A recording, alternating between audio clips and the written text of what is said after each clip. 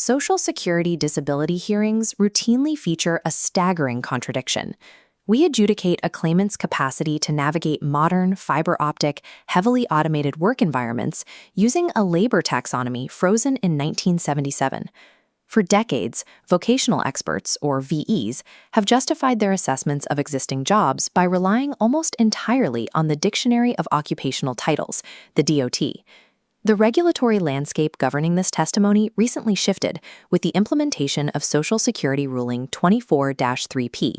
SSR 24-3P formally strips the DOT of its exclusive legal protection. It mandates that the administration take administrative notice of modern labor sources, such as the Occupational Requirements Survey, or ORS. For practitioners, the strategic objective in cross-examination is straightforward. You must dismantle the vocational expert's testimony by proving it fails the administrative threshold of substantial evidence. This matrix maps out the framework for cross-examination.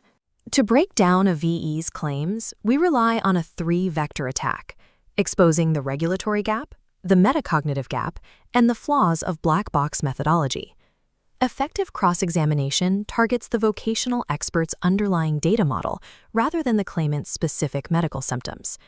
We start by examining the physical reality of legacy job descriptions and how they clash with the highly automated reality of the modern labor market. This is Vector 1, the regulatory and obsolescence gap.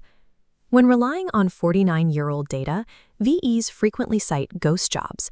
These are positions where the primary tasks have been entirely automated or outsourced out of existence. Here is a 1977 DOT job profile for roles frequently cited by VEs, such as office helper or router.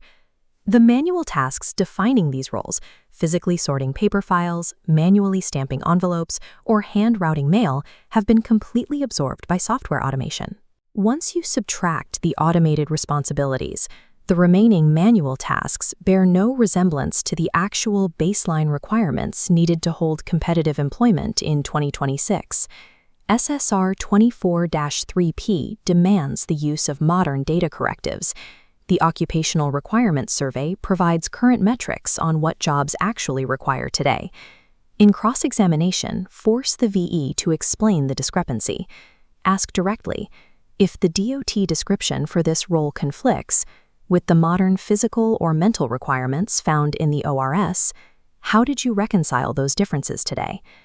The SSA Internal Administrative Memorandum, EM 24027, explicitly flags several of these outdated DOT titles as non-adjudicative. This creates a structural trap for the expert. You question them on their awareness of EM 24027 and ask why they continue to cite positions the administration itself has flagged. Confronting the VE with the non-adjudicative status of their chosen job title corners them immediately.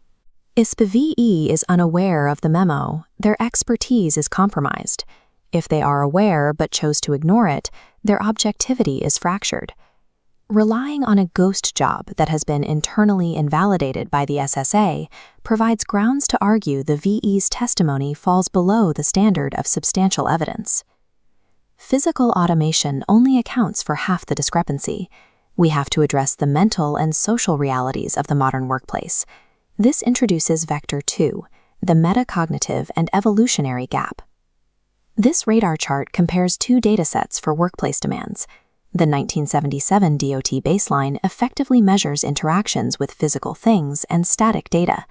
But when we overlay the 2026 ORS profile, it spikes massively into unmapped territory, highlighting severe structural blind spots in the legacy data.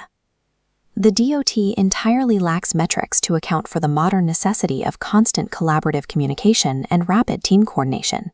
We can frame modern workplace social anxiety and stage fright as an evolutionary gap. For a claimant, being constantly on display for supervisors or peers triggers a deeply ingrained evolutionary fear of group ostracism. Your cross-examination question targets this directly. Where exactly in the DOT's people rating does it accommodate an individual who cannot handle high-stakes interpersonal interaction or constant peer visibility? We apply this same logic to the specific vocational preparation, or SVP, levels 1 and 2. In 1977, a low SVP job almost exclusively designated simple, repetitive manual labor. Today, low SVP roles frequently require workers to monitor digital workflows and execute rapid task switching across multiple software interfaces simultaneously. These entry-level roles demand a level of cognitive agility that simply did not exist 50 years ago.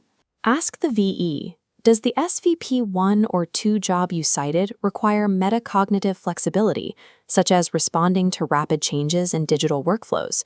And how does the 1977 description account for that? A job taxonomy missing the primary cognitive stressors of the modern era lacks the specificity required to assess a claimant's capacity for competitive work.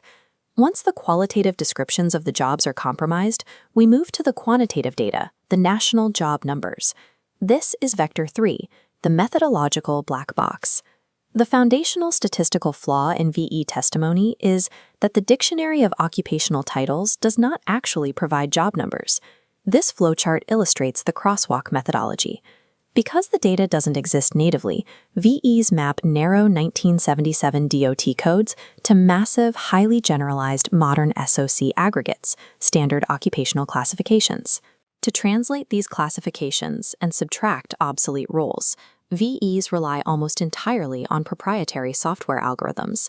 This creates the black box problem. If the mathematical formula used to subtract ghost jobs from the massive SOC aggregate is hidden behind a paywall or corporate secrecy, the resulting data is entirely untestable by the defense. Demand that the VE articulate the exact mathematical formula their chosen algorithm uses to filter these numbers. Follow up by requiring them to state the specific standard error or statistical margin of error for the job numbers they just cited on the record. Without a definable margin of error, the precision of the output is an illusion. When an expert generates job numbers using mathematically opaque algorithms and cannot provide a standard error, their testimony operates as statistical hearsay, not substantial evidence. The entire cross-examination strategy leads to one synthesized conclusion.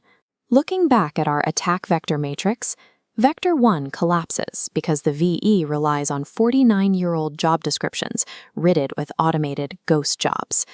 Vector 2 collapses due to the failure of the DOT to measure modern metacognitive and social demands.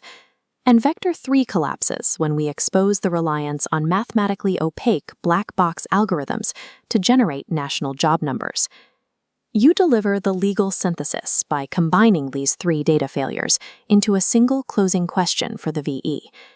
If your testimony relies on a 49-year-old description that fails to account for modern social demands and uses a black box methodology for job numbers, would you agree your testimony might not meet the substantial evidence threshold?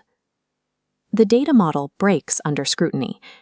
Under the modern mandates of SSR 24-3P, success depends on exposing this structural obsolescence to challenge the testimony's status as substantial evidence.